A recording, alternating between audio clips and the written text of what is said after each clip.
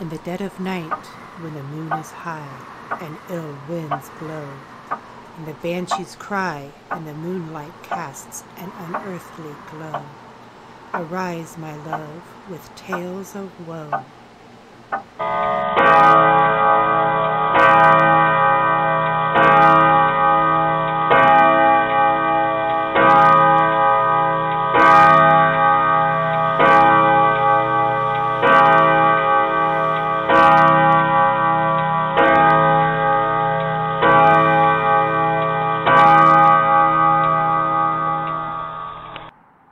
Good evening. It is 12 midnight, the paranormal hour. Welcome to Ghost to Ghost. I'm your host, Chief Lawson. Ghost to Ghost is a podcast to discuss all paranormal and parapsychology subjects. You can find Ghost to Ghost on all major formats, so tell your friends, tell your family. Come listen to Ghost to Ghost. Good evening, ladies and gentlemen. It is the midnight hour. It is time for Ghost to Ghost. Tonight's subject, the Fowler Theater. Tonight's co-host with me are Jennifer Verne, research manager and podcast producer. Good evening. Heather Lawson, case manager and podcast director. Hello. And for a special treat, we have Andrew Brooks with us tonight, my chief of staff and marketing manager for Spirit. Hello. Tonight is really a neat story, because and Andrew really did a lot of hard work. He found the Fowler Theater, and it's some of the nicest people in the world. We had a wonderful time there investigating this, and so I'm going to ask him to kind of read over the history of the Fowler and give us a little more insight on it. Sure, Chief.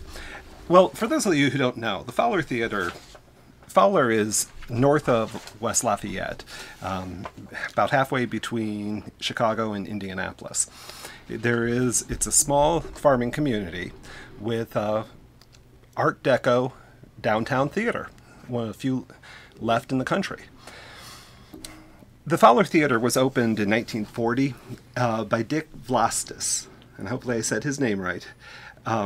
He had actually had two movie theaters, but the Fowler Theater is actually unique because it was one of the first locations in the country that showed Gone with the Wind. Wow.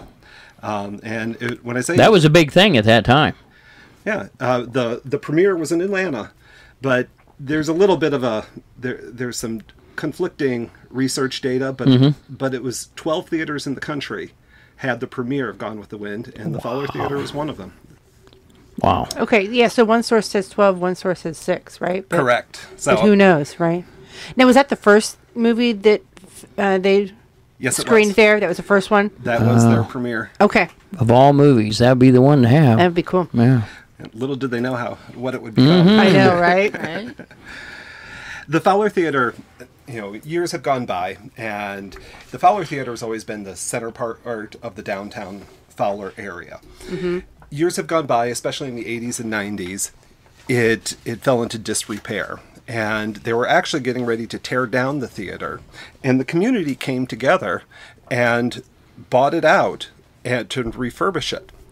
Most of the work there done today is all done by volunteers of the Fowler community who support it because of the historical legacy of it.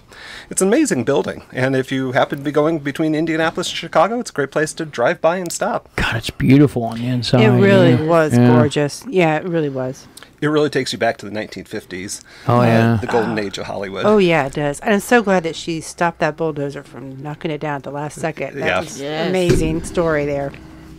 Yeah, as any building that's been around for 80 years, it has a great amount of history to it. And, the history ranges from burglaries to what we believed at the time was a manager who committed suicide, which could lead to the haunting. We'll talk about that in a bit. Yes. To, I always think it's funny that one of the haunted locations is up in the projector room where multiple young men have heard the voice of a girl saying, "Kiss me."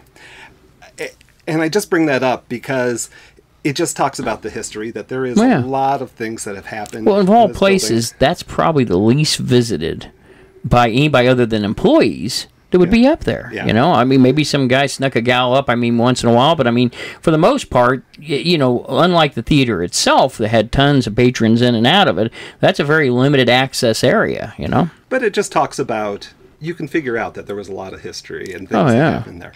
Yeah. The city of Fowler has their board meeting, their community meetings there. Oh, neat. They've had things that have happened, and they've discussed programs that they want to do. Yes. And the theater speaks up during their meeting. Lets them know whether it agrees or disagrees. So it's a neat place. It's a fun community, and it's definitely worth an investigation. Outstanding. Yeah, the little town of Fowler is really cute. And I didn't realize just the connection that Fowler has to West Lafayette. Because John Purdue and Mr. Fowler, and I forget his first name right now because I didn't write it down. That was bad of me. I didn't know that they were business partners and started the bank there in West Lafayette. And Fowler really, he's an upstanding guy. His family, he's got some skeletons in the closet, but don't we all? But when I was reading on his history, he never took out a loan for anything he started. He always started with his own money and never took out a loan. If you can do it, that's the way to do it. It is. He really created a really cute community, a nice community there. It is really nice. You know, one of the things I really enjoyed when we went there was the movie posters. I sat and watched and looked at those. I thought, man, these are really cool. Some of the collections they had there. It's sad to think anybody would break into it or do any damage to it, but unfortunately there's people in our society that do that kind of thing, you know. It most certainly is. So, well, and tell me, on your research of this, what was the most striking thing that you came out with on this? Is there a point of it that you thought was a bit more than the rest? Well, you know, people always think the paranormal is a horrible, a massacre happened, lots of death. No, this was really one of these happy haunted sites. Yeah. Probably, and we'll talk about it in a second, but the most likely people who are haunting it, Dick is probably the most likely candidate of That would make haunting. sense, yes. Okay, and Dick died in California in 1964. Nowhere near the Fowler Theater. Nowhere near the Fowler Theater, but it seemed to be his home where he really enjoyed it. Yeah. Right. Well, I always said, we always talk about the Scottish Rite and being a member of the Scottish Rite. I always said that some of those guys will go back there rather than their house because it meant so much to them, the building and being in it. I had another older gentleman, another brother that said, the real reason is they don't want to go home and deal with their wife. And, that's why they can't come here to haunt it. I don't know if that's true or not, but, certainly it meant a lot to him. You can look at the love that was put into it and the decoration. I mean, how many Art Deco theaters were back then? There was very few of them. I mean, and to be of all places to be in Fowler, certainly that's got to say something about the man's, really love for the theater and himself. Right, and I guess, one of the claims there of the cigar smoke, right? And the sound of the applause and the sound of music. So kind of like residual as far as that goes with the synths and the noise of the music going on. Well, and that's kind of, are we right there? We're kind of on the cusp where we're switching out of silent movies to talkies. Right. I mean, because the silent had the orchestra and everything that played usually live, and that's why movie theaters were so scarce at the time. I mean, getting a orchestra, even a small one, to Fowler would be hard to do. A lot of theaters had somebody on piano or maybe a piano with a guitar accompaniment because they didn't have the availability to put a full orchestra in or the space. But, I think we're dealing with a time when the talkies are starting to come in, and that makes a big difference. Well, but Dick isn't the only possible haunt there, right? There's something earlier. Well, there is. And there is. And actually, we found out more about this after the fact. There were two locations. There was a hotel there before the Fowler Theater was there. It was built on the corner of the Fowler Hotel. Okay. And some of the people who have reported images there have been people sitting in 1920s garb, as though they were still at the hotel. Right. And so that's interesting. That's interesting in itself. And then one other thing that came up, and Jennifer, I understand you did most of the research on it after what we were told at the theater. Right. Is about the train, and hopefully you'll talk about that a little bit. Yeah, we'll get into that because we didn't know anything about that until we got there to the investigation, and that was unexpected. Yes, it was. Very unexpected. Well, let me ask this before we get too far along. Do we know any of these guys in the past had smoked a cigar? Or it could be anybody. It could be anybody staying there. I just wondered if there was any evidence that any of these folks were cigar smokers or... I think it was probably more common to be a cigar smoker, especially if you were in the upper class. Well, if you had money, because it took money to smoke a cigar. Yeah. I mean, people that were poor rolled cigarettes and so forth. And right. If you smoked a pipe or a cigar, you were well. I think that was more the norm than not. Yeah, that makes sense. Well, what are some of the other things that have been reported going on there? Well, I mean, the one tragedy, and we talk. The one tragedy is there was a manager who actually committed suicide. Now, it seemed, in the research there was just speculation about it, but speaking to the people at Fowler, they actually provided a name, which we won't share, but okay, he actually provided the name of who it was, and this manager. He didn't commit suicide at the Fowler Theater, but I think he actually very much enjoyed the Fowler Theater because he actually felt home. Sure. Now, why did he do it? Nobody really knows for sure what goes behind it. There's some speculation that he had some personal side that wasn't acceptable in the 1960s. Right. Yes, that's right. And no, go ahead. I'm sorry. Yeah, he some personal biases that just were not socially acceptable in the 1960s. Right. Yeah. But he felt home at the Fowler Theater. If he was a projectionist, he was up there by himself, or and he was secure. It was a safe place, and I think that probably had a lot to do with it. The kiss me thing is very interesting to me because I'm sitting here trying to, you sit here and try to figure out how did that happen exactly, and. If just say, for instance, if a projectionist brought a young lady up there while the movie was going on, why would she come back to the projection? Of course, I have that same question about a lot of hauntings.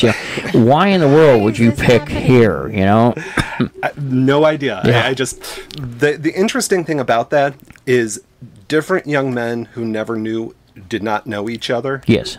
All experienced. Have all reported the same thing. Yeah. And it was, and we'll talk about this in our investigation. I brought my son, who was 22 years old. Yes. 22 years old. We weren't using him as bait. We want to point that out. That's not. He was a trigger object. There's a difference. Anyway. Not intentionally. No. Go ahead. It was more intentional for me. But trying to see if we could get. Did you hear that? Yes, I need you to sit here and let me know if you hear anything and don't panic. But nothing happened with Nothing happened with that. But it is. I have no idea what a person would go back there. Yeah, I don't know either. It makes one wonder a slight bit. I just found that a bit interesting. That's all. I mean, I kind of thought, but well, before we go any further, we got the opportunity to talk to Dwight. Dwight is the manager there, and we're going to bring him on as our special guest. So if you'll hang on just a minute. Good evening, ladies and gentlemen. Tonight we have a special treat. With us is Dwight. And Dwight, I'm going to let you say your last name because I just know I'm going to screw this up. Go ahead. It's pronounced Sneathen. Sneathen. And Dwight is the caretaker and executive director, I guess would be, is that a proper title for the Fowler Theater? I'm a board member of the Fowler Theater, but I manage My Haunted Fowler, which is it's really the name that I have for managing both locations in the town of Fowler. We can help you out with names. I'm good with titles. If you give me 5 minutes, I'll have you a nice one here. No, that's so. You're part of the man behind the curtain. How's that? That's right. And I tell you, Dwight was fantastic. We went up there for a investigation, and the theater is one of the most beautiful theaters I've ever seen. If it wasn't such a drive, and I'd load in the car just to go up to see something. We've talked about maybe doing a bonding night with Spirit one night and just taking everybody up to see a movie and coming back, and maybe leaving early enough to get dinner. So just a fabulous. Can you tell us a little bit about the history and the previous owners of the Fowler Theater? Sure. So the Fowler Theater was built in 1940. Before it was built, there was actually a hotel that sat on the spot that it sits today. Yes. So they tore down the eastern third of that hotel to build the theater. The original owner was Dick Velastos, Velastos, and he was a Greek immigrant. And the manager of a theater actually that was right next door called the Dreamland Theater. Yes. And his dream was to have his own theater, so he had the Fowler built. And for a little while, the two competed with each other, but it really wasn't a competition. The Fowler Theater was state of the art for 1940, and the other was just, it was my understanding was a standard kind of theater of the time, so it didn't last as long. But the Fowler Theater has been standing since 1940. Actually, we're going to celebrate the 85th birthday next year. Wow. And it has changed hands several times over the years, to the point where in 2000, the owner at the time, he was basically going to tear the marquee down, turn it into a warehouse, sell the space, do something. Yes. And Karen Moyers, a lady in town, literally ran across the road, asked him how much he wanted for the theater. And I think, if I remember right, he asked her to make an offer, but whatever it was, he agreed to $30,000. Wow. And the funny story, Karen went home and she told her husband, Don, she goes, Don, we bought a goddamn theater. I tell you what, wow, 30,000, that is a heck of a buy. Especially for what we paid for. Yeah. Yeah, and it had to be a big surprise for him. Honey, I went to the market and I bought a theater. It's like that. We bought a zoo kind of thing. Mm-hmm. But I will say, though, it probably, at that time, you might not have thought it was worth $30,000. It was in pretty bad shape. And she had worked actually with a local accountant. So instead of becoming the owner and proprietor of the theater, they formed a nonprofit group called the Prairie Preservation Guild. Yes, okay. So the Prairie Preservation Guild actually owns the theater now. Ah, okay. And it is, so in 2000 is when they started the renovations, though. So it took about 15 years to get it where it is today. Mm-hmm. They would show some movies for a while, then shut down, do some work, show some more movies for a while, shut down, do some more work. Because they were still trying to keep interest and keep the service going. Sure. There were a lot of donations. There were some loans, but a lot of free will donation in the sense of either time, talent, or treasure. Mm-hmm. And they just did a heck of a job to turn it into what it is today. It actually won the Cook Cup Award. Wow. And that's the Cook family from Indiana that they're all over the place, but they have a philanthropic side where they give out awards for historic preservation, and we got that in 2018, I think. Wow. That's good. That's excellent. But, yeah. So it's been a part of the Fowler community for a long time, but it was since that renovation that it really kind of, I would say, became more of a more than just Fowler. Exactly. It's the county, it's the state. It actually is one of 5 theaters to show Gone with the Wind. And wow. We're like, why Fowler out in the middle of nowhere? Well, yeah, and maybe, might have been because it was state of the art. Maybe it was just, cutting edge. But it was, it's got its own little history there. Well, now help me out just a second. I'm going to interrupt just for a second. At what point do we go to talkies and get away from silent films? Do you know? I think that was in the 20s and 30s. That's what sounded right to me. I thought that was right there about the cusp of where the division came. So did the Fowler ever show anything that was a silent movie where they had a musician or somebody playing during that you know of? So, yeah, they had a piano or an organ at some point. Whether they showed silent movies or not, I don't know for sure. Okay. They might have out of like nostalgia or something at the time. Sure. But the reason I chuckled a bit, in the last few years, we worked with a gentleman out of Chicago, Jay Warren. Yes. And he actually will go to theaters like ours and will show us a silent movie, and he has a portable organ. So he plays his own classic music. Portable organ. Wow. I didn't know there was such a thing. Well, it's kind of like I'm going to get this wrong, but it's sort of like a synthesizer, but it's, it's okay.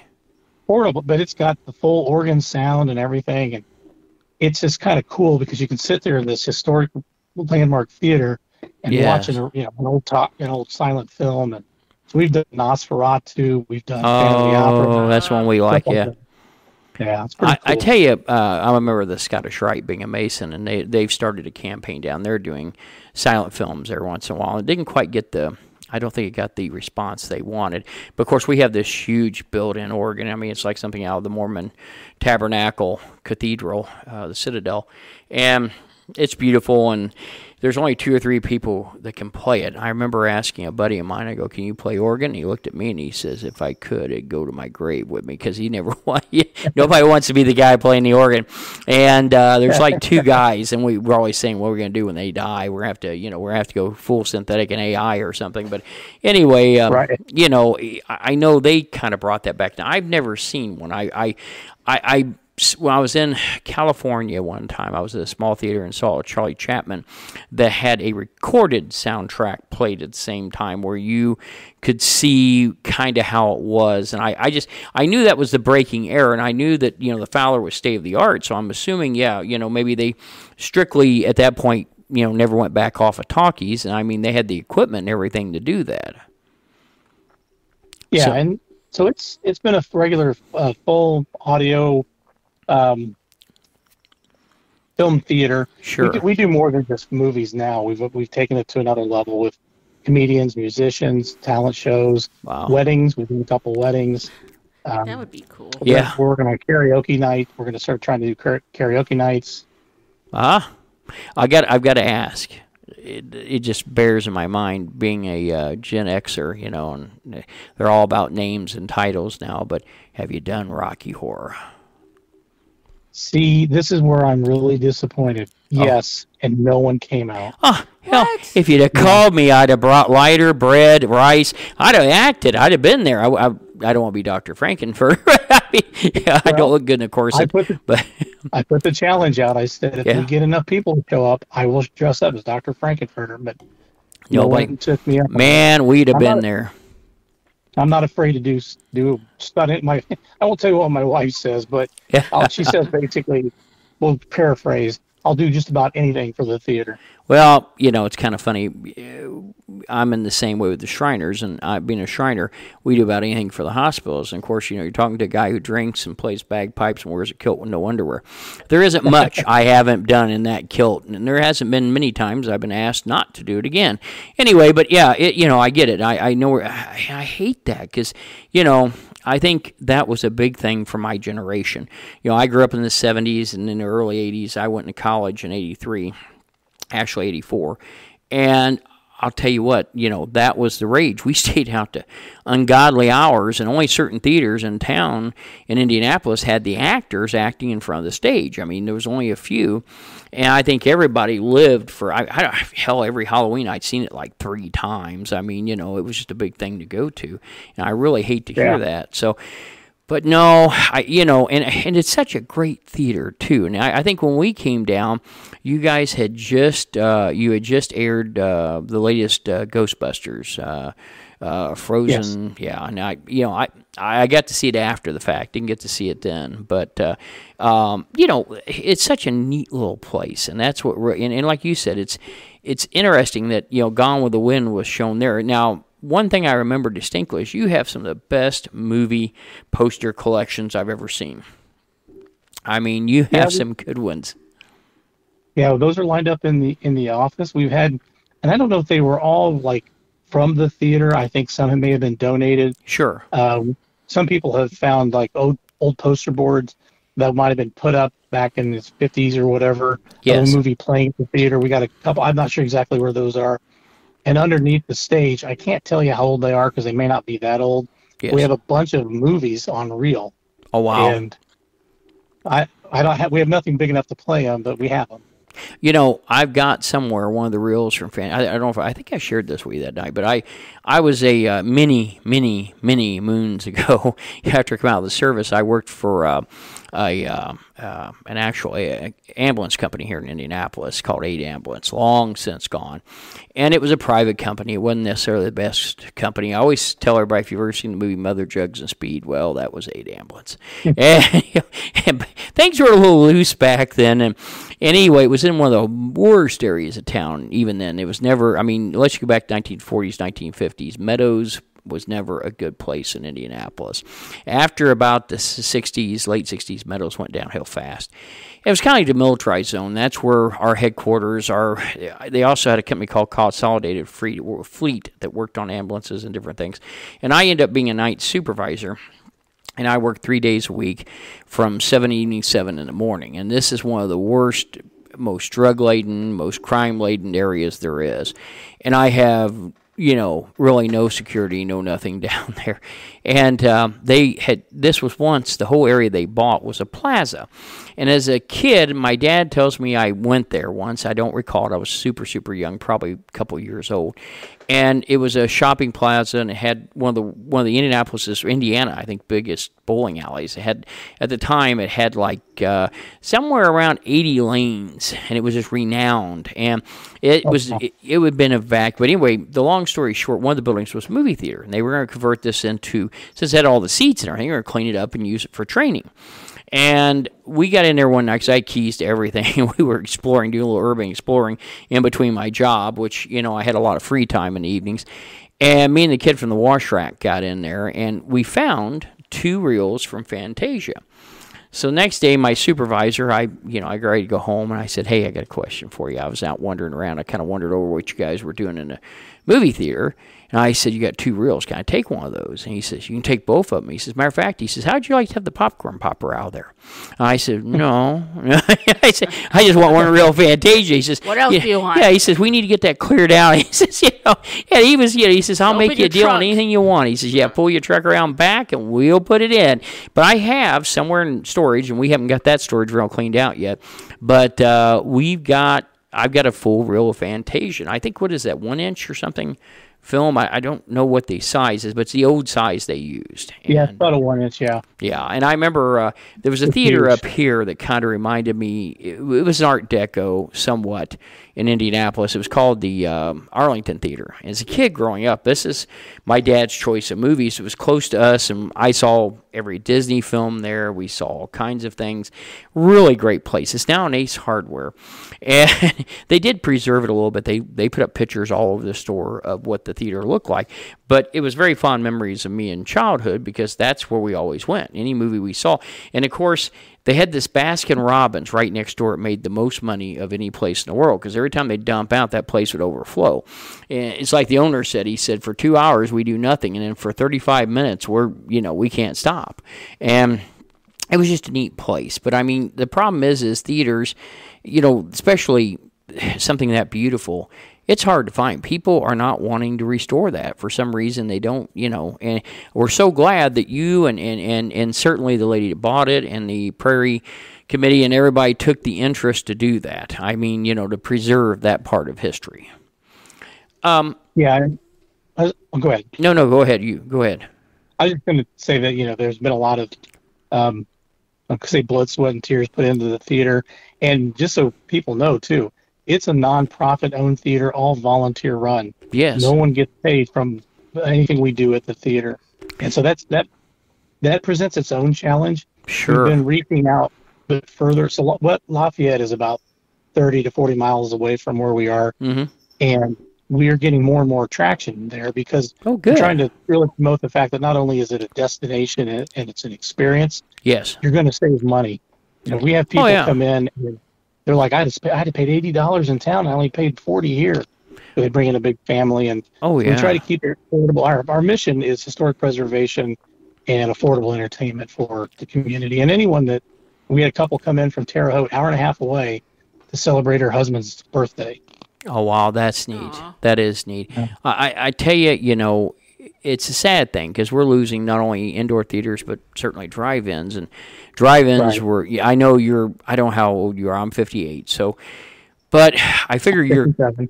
Yeah, I figure you're kind of close. And you probably remember those as well as I do. And dear God, I had the Love Machine. I had this Blazer, and I would back up, and I had a bean bags in the back and a blanket, and we'd bring pizza and stuff. And man, that was the thing. And I mean, and I get thinking the other day, most of both the drive-in and the indoor theaters that I went to are gone. I mean, really, the ones that are around right now, I did not visit at least, just in the last 5 or 6 years. I have to tell you this because my wife loves to make fun of me for this. When the last, Ghostbusters came out, and of course we're coming off COVID and everything is still a little squeaky and everybody's a little nervous. But not me. I knew this was going to be a sold-out film, and I wanted to make sure whatever happened, we got tickets. So I bought tickets online. Never done that before. I always just bought them. We got theater. And I told my wife, I said, at the time we lived in Wanamaker, Indiana, and we were going to Greenwood, where the theater was at. And I said, we need to get there at least an hour early. And she said, what the hell for? And I go, because I don't want to stand in a line. It's kind of cold, chilly, I don't want to be outside. And she goes, okay. She says, whatever. And so being the great wife she is, she gets in the van, and we drive down there, get there an hour early, and there's 6 cars, counting us, in the lot. And I get out, I walk in, I look at the lady, I said, are you sold out on these yet? And she looks at me, she says, you kidding? She says, no. She says, matter of fact, she says, I don't think we've sold more than your tickets. And we go in, and, I find out one of the other fascinating things is they had a bar, right till I found out what they wanted for liquor. Now, it'll be a dry night tonight. And we go in and sit down. Before the movie starts, I think there was, about 3 couples that came in. Yeah, there was about 10 of us all together. Yeah, and she kept looking at me and going, do you think the rush is here yet? I go, shut up, we're just going to watch the movie. And, that's when really the epiphany that, hey, things have changed out there, and that's probably been the last movie we went and seen. We watch a lot of things at home because of our schedule, but, you don't find people, again, saving these kind of things. And Freemasonry, our dues save things like the shrine and the Scottish Rite and all that. We upkeep those buildings. But, when you start looking elsewhere, now my mother, who's 87, soon to be 88, and her and I were talking, she was telling me about the Egyptian theaters and how rare they were, and there was 2 in town. And I actually just, out of curiosity, started researching old theaters that had shut down. Turned out there was 2 in Fountain Square. One of them is now a burlesque show, and I don't remember what the other one is. But I got researching, and back in the 30s and 40s, especially in the 50s, there was like 50 theaters here in Indianapolis. And none of them exist to this day. None. Yeah. I think the last one, and I don't want to date myself heavily, but I saw Jaws in the Circle Theater is now owned by the Indianapolis Symphony Choir or Symphony Orchestra, and that's where they practice and perform. But when I went there, I remember because my dad, we were going to sit in the balcony, and the lady says, "Oh no, the balcony isn't safe. Matter of fact, it's best if you sit down away so you're not underneath it." And Dad goes, "Oh God!" And and this was on the Circle downtown, and we saw Jaws. So that was where I saw it at, was the Circle Theater. And but I'll tell you, to be able to go back, that's a fun thing. And we want people to know, hey, you're open. You've got a website. And, this is something you want, if you want to do a birthday, if you want to do a romantic evening out.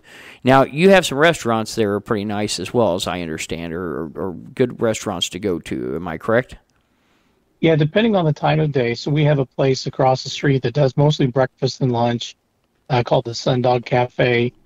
We have the country club in town, even though it sounds like exclusive, it really is just, it's open to the public. Yes. They have pretty decent food there. We have a Pizza King. If you're from Indiana, you know all about Pizza King. My wife hates Pizza King. I had to laugh. Yeah.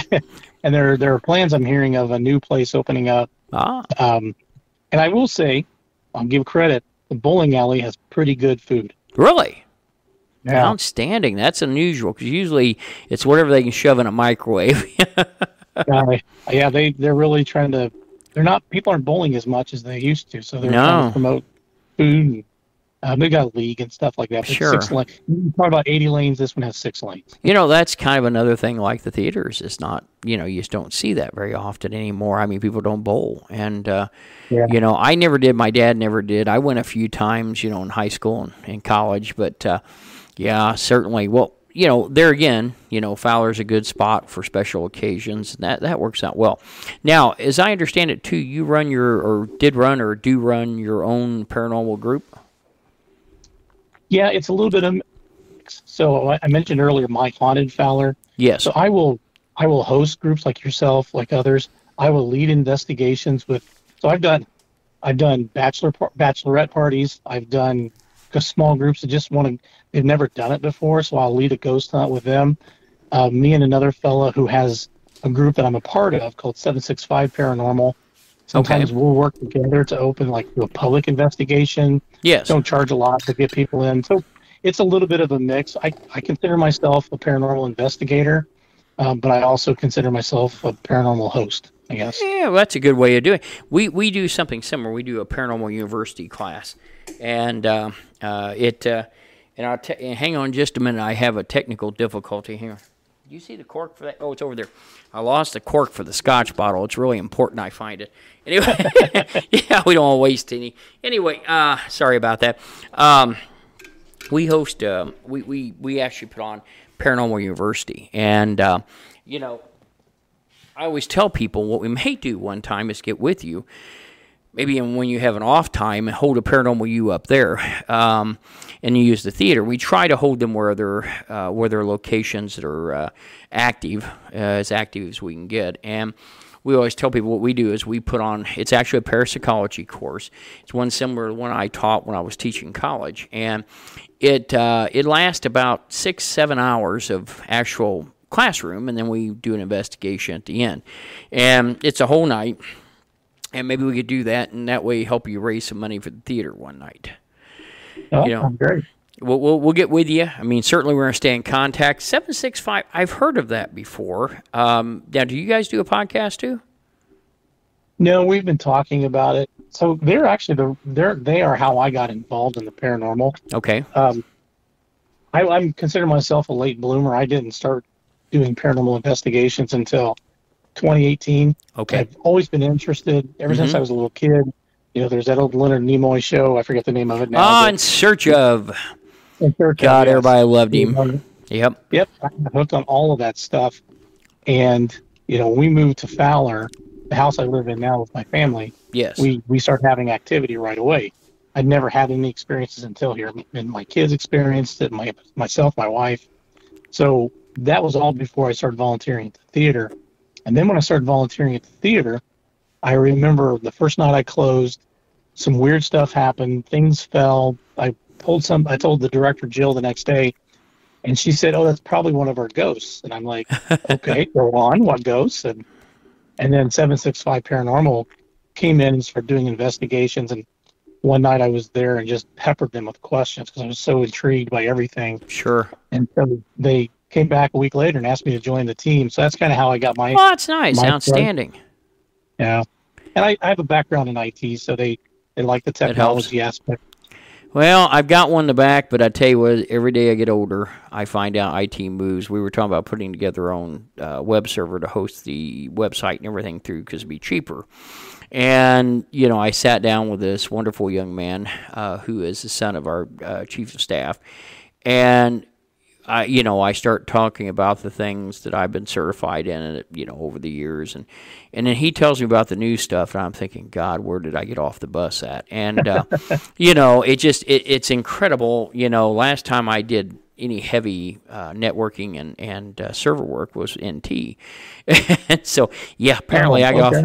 I got off the bus a long time ago. I mean, I can still build systems and whatnot, but when we started talking about, because I said, I don't know much about Raspberry Pi, but I've been experimenting. I said I'd like to run a mock server or a small server, and we got talking. But I tell you, the funny thing about paranormal investigation, of course, we call it parapsychology simply because, like I always tell people, paranormal, even though we use it, and we use it ourselves, and everyone uses it, it's really a broad spectrum umbrella term. It covers anything from cryptozoology to ufology, and we don't deal in anything just other than the proof of life after death. And we do it more of a scientific nature, but anybody getting into this, let me tell you what, it is not cheap. We raise the money for usually my speaking engagements and things I do. And by the way, if you want to hear me speak, I go to our website. The calendar will show you we're at museums and we appear at libraries for honorariums, and we use that to buy new equipment.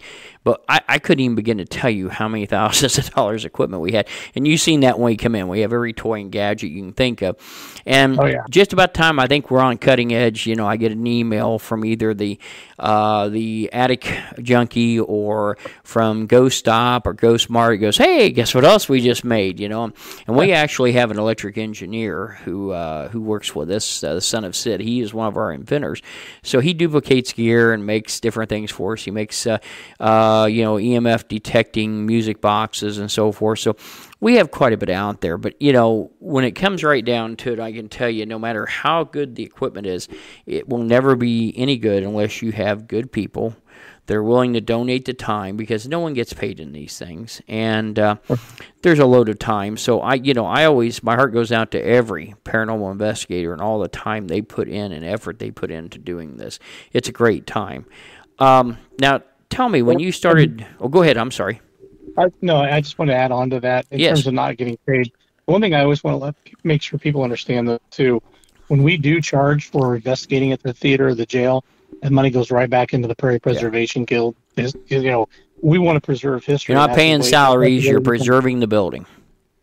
Yeah, exactly. It makes a difference. Now, I'm going to give you a time here to run a little commercial here real quick.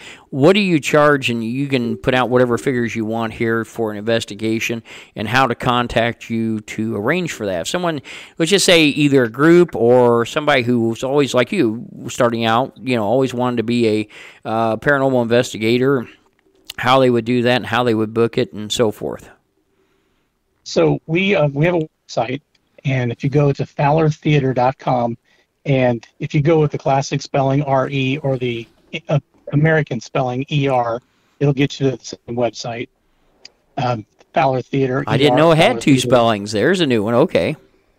Well, I've shared stuff on paranormal sites overseas, and I will spell it E-R, and they'll correct me and tell me it's R-E. So that's the European spelling. Last 3 times I've been to Britain, you learn a lot every time.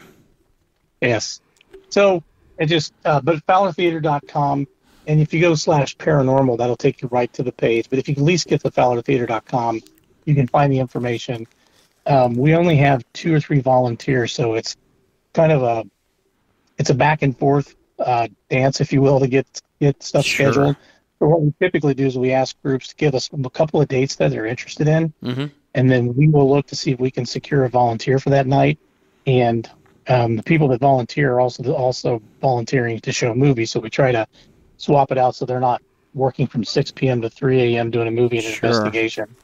So I tell you, it's hard to get volunteers. It truly is. I mean, they get burnt out because they do it so much, and it's not that they don't want to do it, just as they have a life, and it is what it is. I understand that.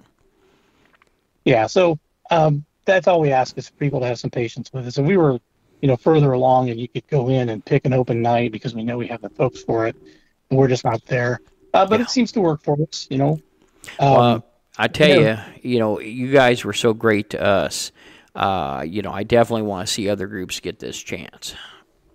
Oh, I appreciate it.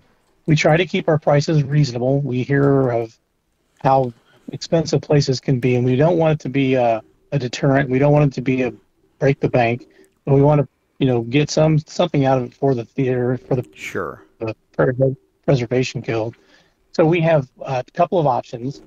We do a 3-hour investigation, and it's $120 for up to 6 people, and that's for 3 hours. So we usually do 90 minutes at each location.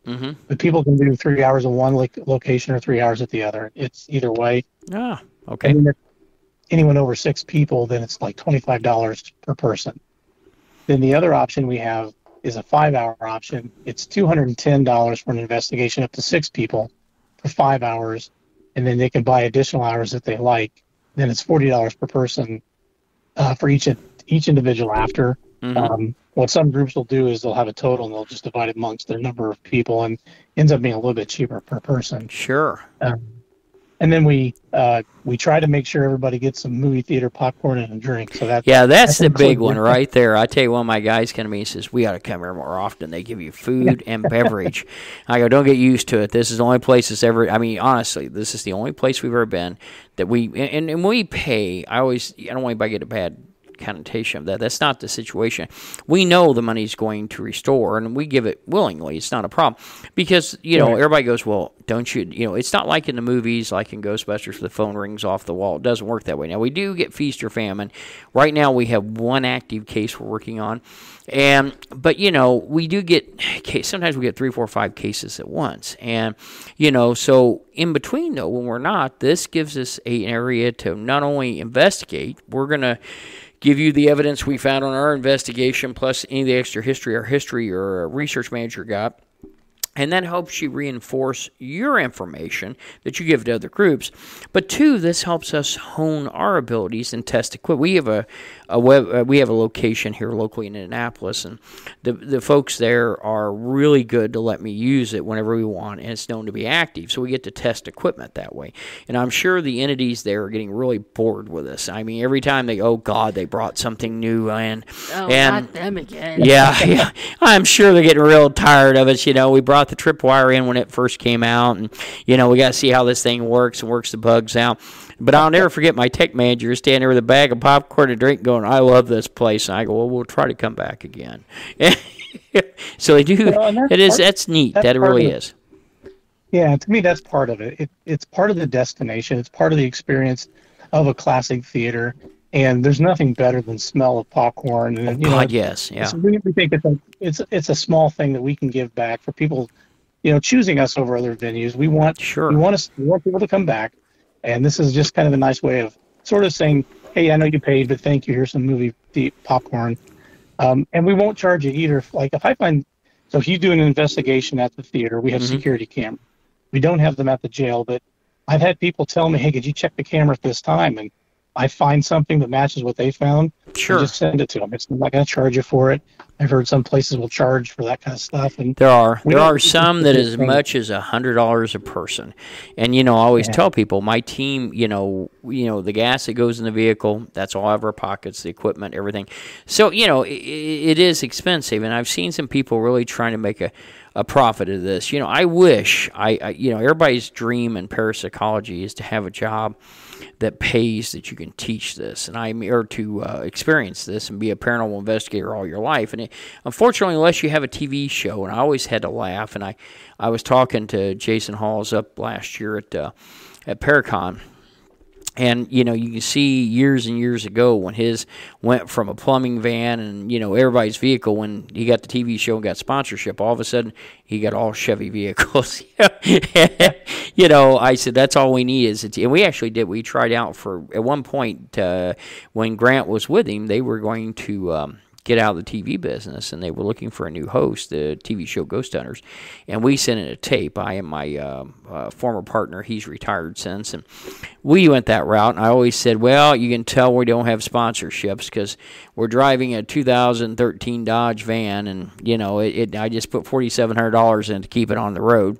And, but, the heart is there. And I will say this to volunteers. People don't realize how near and dear these folks are. In the Shrine, we lost something in the last few years. For years, we ran a food stand at the state fairgrounds. And the gentleman, the brother, who actually was in charge of it, died here a while back of cancer. And Mike was a great guy. He was a good brother. Love him dearly. And he organized this, worked 3 shifts. We cooked breakfast, we cooked lunch.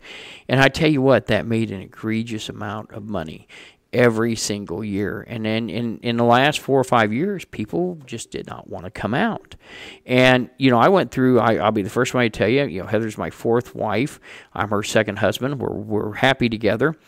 We have to be because we've spent all the money, so there's, but no, I love her dearly. She's good to me. But, even during my divorces when I didn't have much money, I still made enough to go out there to make sure I was cooking. And it was a great time, a lot of camaraderie. And I remember as we came in to investigate at the Fowler, two individuals were leaving. They were volunteers, a young lady and a young man.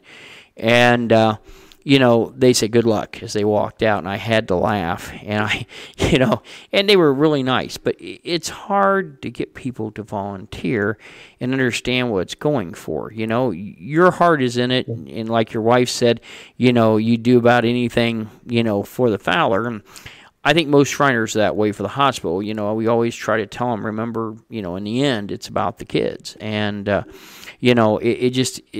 in this day and age, I don't know what there is about, but it's harder to get volunteers. So tell me about just for fun, tell me about your ghost light. My ghost light? Yeah, the one you put out when we're doing investigations for local law enforcement. Oh, I thought you said ghost wife. I'm sorry. No. Yeah. The ghost light, yeah. Yeah. That was I got three X's I wish were ghosts, but they're still here. Yeah. And to That local was law the enforcement, actual I don't mean anything suggestion. by that. Yeah. That was a suggestion by my real wife. So, we, whenever we do an investigation, I always make sure to let the local police know, Mm-hmm. and the local sheriff department know.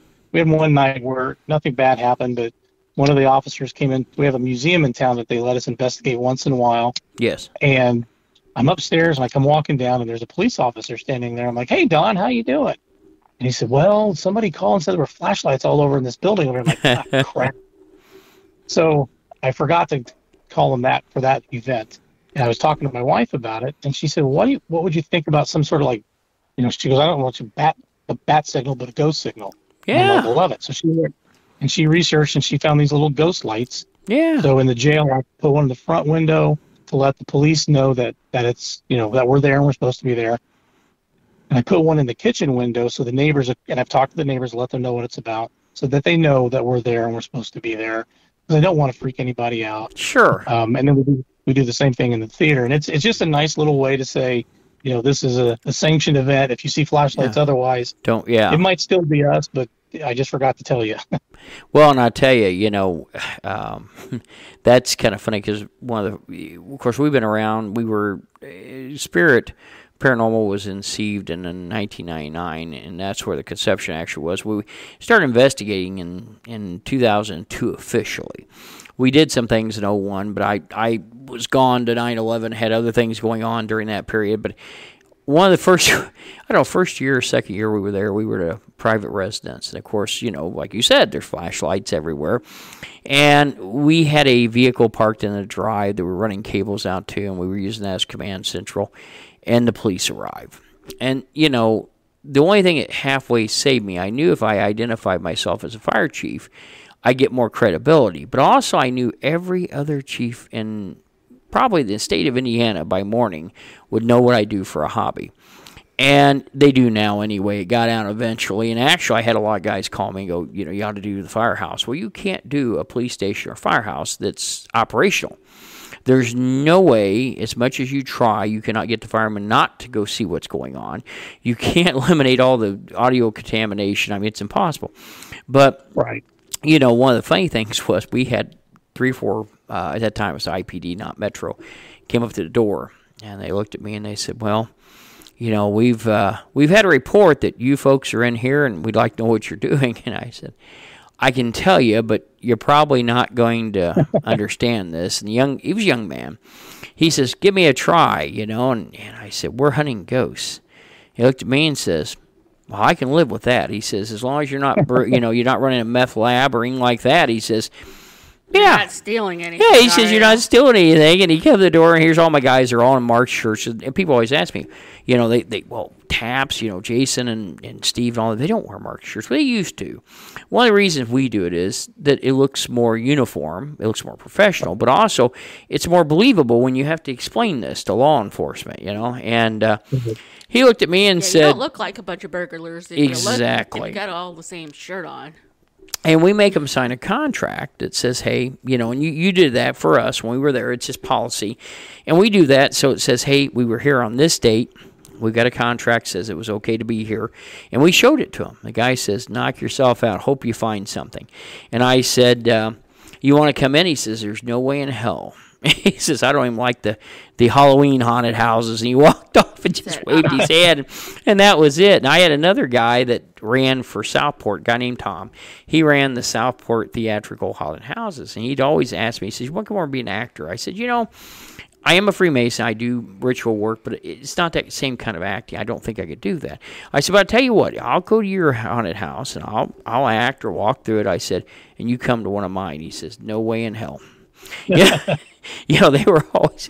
I had a lot of firemen come to me and tell me things. I'm working on my second book right now, and, I'm thinking about maybe in the future doing one that's just first responders, police and fire stories. There's a couple out there already, but I'm thinking about trying to do some for the Hoosier State. And, I get a lot of stories. I'm, being a retired fire chief myself, one of my guys is with IMS, and I've had several people in the police department, and they send me stories off and on, so it's always interesting. So one of the last things I want to go over with you tonight, and I know it's a long evening, and I appreciate you doing this for us, but Sure. tell me a little bit what you have seen and found as you have been, not only with 765, but also as you've been with the theater as its primary caretaker, paranormal-wise. Yeah. I've gone on a few other investigations in other places that I want to do more of, but it's really hard when you're trying to, maintain the theater and Sure. you're doing the events that we do. But I've had good experiences like the Crown Point Jail, I'm drawing a blank, the Winchester. Oh, Winchester, the yeah. And that's been some pretty cool stuff. Sure. But in the theater and then in the jail itself, we've just had a lot of activity. Me personally in the theater, my first experience was that I told you I was closing one night. I'm in the office, I'm putting the money away, and I hear this noise outside the door. I open the door, and there's a light cover that goes up and screws into the ceiling, laying on the floor. Yes. And it's always possible that somebody was monkeying with it and unscrewed it. It was on teetering on the edge. Yes. But also the likelihood of somebody doing that is kind of low. Why would they do that? Yeah, you gotta ask that. Yes. Yeah, and that's what got me asking the question. A lot of the stuff that I have had happen also will be things that, in the moment, I'll be like, "What was that?" It kind of catches me off guard. I will say that I have personally seen a full body apparition of a little girl that the director said she sees quite often. Wow. And that's the only one ever experience I ever had like that. It caught me off guard. You can see me on the camera. You don't see anything other than just me going, I dropped the F-bomb, I stumbled out because it kind of just caught me off guard. But it was like this 1800s kind of clothing. Wow. It was just really weird. I had no expectation of something like that. Yeah. I've heard voices. And was this male or female? Both. Oh, okay. You mean the apparition or the laughter? The apparition. Girl. Okay. Little girl. Okay. Like 8 to 10 years old. I've heard. So I had an experience where, in this one night, several things happened. We did a documentary on the theater, and I met the director of the theater. We were going to do a preview. So he's waiting at the door. We walk in, and both of us are with each other the entire time. And you remember where the men's restroom is. Oh, yeah. He's standing outside the door, and he's telling me about the filming they did a week before. And I'm looking at him, and my face is to the open door of the men's restroom. Nothing has caught my eye at all. And as he's explaining what happened the week before, he says, and Justin pushed open the door. And as he says that, I look up, and water's coming out of the faucet. Wow. There wasn't water coming I remember out of you the telling faucet. me about this, yes. And so that was like, to me, that was awesome because we just weren't expecting that. Mm-hmm. And then we did the preview. He leaves. I lock the theater and I go upstairs, close up. And this has happened to me a couple of times, but I'm in the projection booth. Yes. And it sounds like there's a movie playing in the auditorium. There's nobody in there, and I thought, well, maybe one of the board members came in, and I hear them talking. Yeah. So I step outside the booth door, and I call out, hello. I get no answer. So, okay, I close up, I go home. I don't think twice about it. And then I thought, well, I'm going to check the cameras. I checked the security cameras, and in the office, when I say hello, you hear a woman's voice say, someone's here. And I find that I get more like results after the fact. Like I catch something in the moment. I don't know exactly what happened. And then I check the cameras, or I check, if I'm doing an investigation, I'll go back through the audio of a recording. We have had on many occasions somebody's whistling. There's actually video of, it's a movie night. There's a gentleman at the counter. Yes. There's 3 women in the concession area, and you hear whistling, and the guy steps back and he looks both sides to see if there's somebody in the side hallways. Wow. And there's nobody there. And I would say that's been a really common occurrence. So I don't know if that's a residual thing, but now is this the side hallway over by the storage room? Well, so they couldn't really tell where it came from. He thought it was by the storage room. Okay. But there was nobody on either side. But because he first looks on the storage room side, and that's where he thought it came from. But they couldn't. And it's not like it's like somebody whistling while they work Yeah. scenario. Okay. But yeah, I've also seen shadow figures. Sometimes everything I do, I try to debunk. I try to find the explanation for it.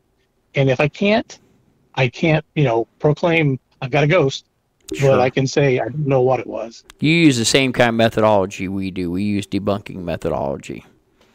Well, we Yeah, I try think to that's find only- a solution Yeah. that's, and then where there isn't, what's left is obviously parapsychology or paranormal. Yeah, because I had, and I'll be the first to admit when I'm wrong. I had somebody call me out on something that it wasn't even like they weren't accusatory, but I thought I had the best apparition of a headless person ever. I was so jazzed. I was so excited. I even threw it up on social media. Yeah. And somebody goes, "It looks like a woman in a puffy coat." And I'm at home, my head drops. I'm like, damn it, there was a woman there in a puffy coat. So I watched the video in the office, and right before I took that picture, you see a woman walk out with a puffy coat. I'm like, ah! But we've all been there. Think about We've it. all been there. Our saying is, when in doubt, throw it out. If we don't have enough to back it up, and I'll tell you, we're sending you 3 good hits or 3 good, and it was certainly all of our research. Our research managers, I tell you, I'm very proud of my research manager, Jennifer Verne, and her research associate, Eric Kerr. They do fantastic, and they really went through and they do a little bit of everything. And they're thorough. That's the one thing I can say about them. They're thorough. And they went through and they gained a little bit more about the train wreck. And as you're listening to the rest of this video, that'll come in. But, a couple of things that just, absolutely astounded us. And we always say in parapsychology, if you catch a video or a visual image, that's the holy grail. We get a ton of audio. But as far as video, it's few and far in between. We have a wonderful, wonderful white shadow figure that moves across the hallway from right to left, from the what would be normally the concession stand to the storage closet. And tell me again, what was the concession stand before it became a concession stand? So in the original build, there was no concession stand. What I've done in my own research is Yes. Snacks and stuff in movie theaters were really they were frowned upon. It was was a grown-up night out. It was an experience. So in that space back in 1940, there was a water fountain. Mm-hmm. That was your concession for the night. That was it. Yeah, and seating came up. So as you walk in the doors to the theater, but there's still concession. If you look at those first doors, they're the original exit signs. So we had about maybe 50 to 100 more seats at one point. Mm-hmm. Into that space, but now it's a concession stand. Wow. Well, we got that to send you. We have a wonderful orb, and I always tell people, my late co-founder used to yell, we don't do orbs. We can't prove anything, and that's true. He's just retired. Yeah, he just retired. Yeah, and I'll tell you, my opinion's always, he's retired some time ago. But anyway, my opinion's always been they're a ball of energy. Now, whether I would like to think personally it's a spirit that doesn't have enough energy to form, where like shadow figures or energy or spirits that have more energy than an orb, but not enough to fully become a full apparition. So that's my thinking, but we have a wonderful orb that follows around. Then we have a K2 session where we communicate with one of the engineers from the fatal train wreck. And, that's in the regular broadcast. So, if you're listening, that will be coming up. But I'll tell you what, we had a good night there. It was very active. Again, get a hold of, can I tell them to get a hold of you through the website? Oh, yes, definitely. Okay. And certainly, and we want to do some more things with Dwight here in the future. So, look for that coming. And Dwight, is there anything you would like to add this evening before we wrap up this interview? Just that I want to say thank you to you and your team. You guys were great. You were respectful. And that's really all I ask is that when people come in that they respect not just the paranormal, but the history of the place, whether it's our theater or it's any place else, people that manage those locations, it's very important to them. And I think that you guys really showed what I'd like to see out of folks. We try very hard to be professional. We really do. And I want people to know, too, that I've made some pretty good friends over the years in the paranormal, and that, we want to be a partner with whoever comes in and help them find Yes. what they might find. And, we're going to, like typically if I'm if I'm there hosting, I tell people I can either go with you and help, or I can sit down here and twiddle my thumbs in the kitchen. You let me know. This is your night. You've paid for the event. You paid for the space. It's your evidence. It's your Sure. experience. And I'm just there to help. Well, Dwight, I want to thank you so much for the experience. I want to thank you for the compliments. It was a great evening. We had a fun time, and I tell you what, I'd do it again in a heartbeat. I mean, certainly we found some really great stuff. I wanted to share a couple little jovial points with you before we wrap up. A couple things that happened I'll never forget, because we were setting a really high-power IR illuminator that went from the stage facing back to the audience, and we put a camera up at one we caught the shadow figure with. My tech manager, who had already been around, I looked at him and I said, look, I'll get this line. And much like Danger Bay, I stick the cable in my mouth and I climb up on the stage. And I get up there and I look over, my tech manager standing next to me. I go, where the hell did you come from? He goes, oh, if you go up the stairs, there's a curtain there. You just move it and step out. I looked at him, I said, good to know, thanks. Because I'm all worn out of breath after climbing up the end of the stage, and, and I took the stairs. yeah, he looked at me and I said, next time lead with that. And, but we had several things that happened through the night. One point, I was trying to get one of the indies to turn on a hand dryer in the bathroom, and one of my guys says, if that comes on, you shit your pants. I go, yeah, but it'd be a pleasant shit, if it happened.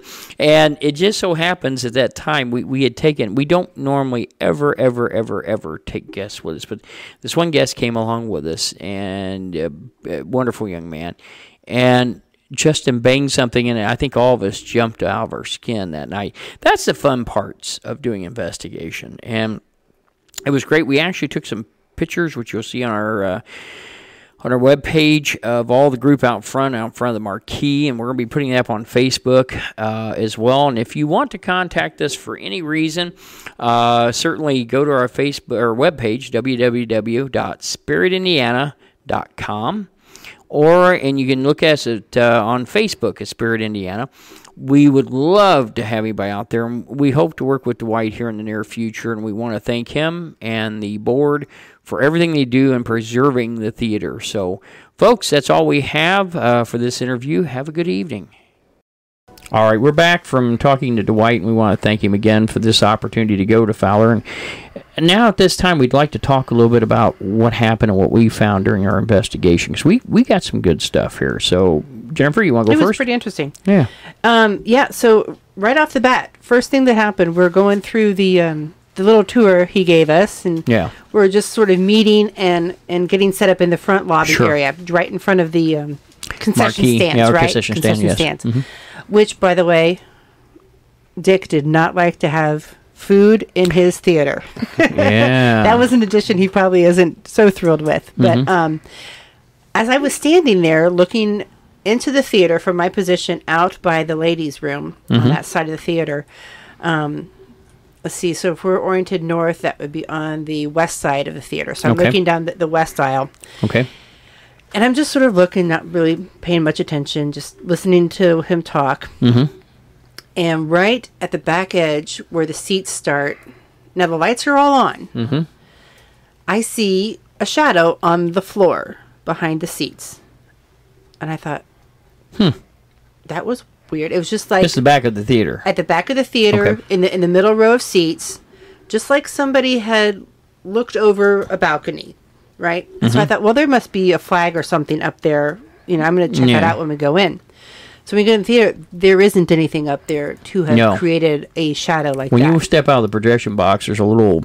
I don't know what you want to call it. It's like a storage area. Yeah, and they use it for storage. They had a few cardboard figures and things laid up from different movies, and that was about it. But nothing hanging over the edge that could have caused a shadow to appear on the floor. Sure. And it wasn't a dark shadow figure. It was just this shadow like somebody had leaned over. Wasn't moving. It was just stationary. No. So it looked like a human shadow, but there really wasn't much of a shape to it. So I thought, this is going to be good tonight, right? Right? Yeah.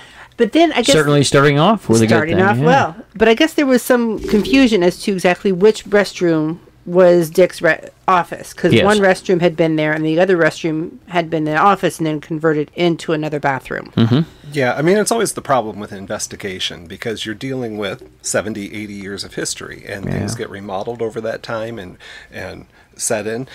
And nobody thinks to keep records of that, unless it's a financial thing. They Right, don't usually yeah. do it. Right, but it's funny because I do take pride that especially with Jennifer, we do excellent research of all these locations before we go in, and it shows. No matter how good your research is, you can be off. That we were under the impression that Dick's office was the hot spot. It's where the men's restroom is now. Right. But when we got there, we actually found out it was actually the women's restroom. And there's a lot of activity in the women's side of the restroom, which Yes. is the opposite side of the lobby when Right. you're there. So that would be on the west side, which is where I was standing, Yeah. looking into the theater. And I think we went in there first, you and I and Eric. And I'll tell you what, I don't care where you investigate.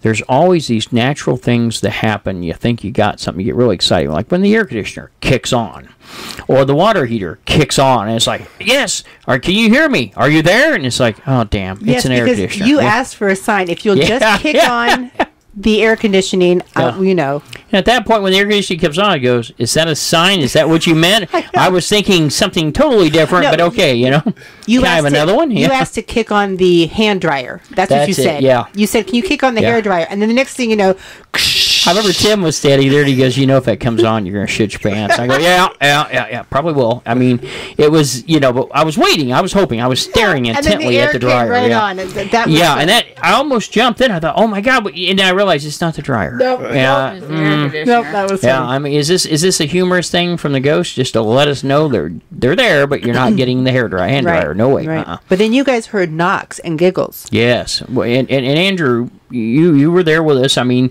there was a lot of different. Now, the one knock I heard was unique because it sounded like somebody knocking on a door, very crisp, and it was like a couple knocks.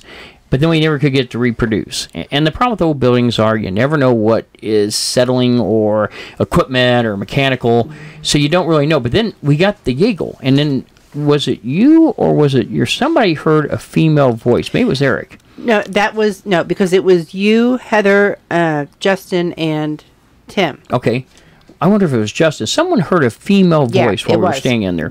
And I heard a bit of it, but my hearing isn't what it used to be, but I couldn't make out what they said. Right. And nobody could. But everybody agreed we heard a female voice, and it wasn't any of our people. There was no one near there. Right. And there's nothing on that side of the building but an empty lot. That's exactly right. Yeah, that side Yeah. is open to an empty parking lot. Yeah, And, so I mean... and we did pick those up both on the audio recording, the knocks, and there was a weird noise. I labeled it weird noise.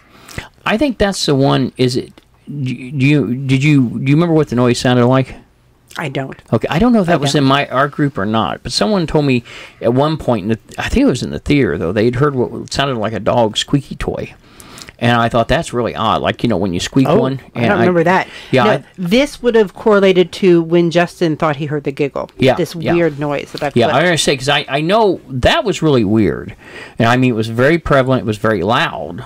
And it kind of startled us, because first thing we thought of, and Tim stuck his head out, it was one of you girls outside. There was nobody in there. Even Dwight wasn't in the concessions at the time. He was back in the because office. we were back in the back behind the stage Yes. during this time. Yeah. And Mia and I and Eric were getting some interesting things happening behind the stage. Well, tell us a little bit about those. So we were lined up on the back end of the stage, and we heard a whisper, and then we heard a knock on the back wall behind the back curtain of the stage. Okay. And all of that was also picked up on audio.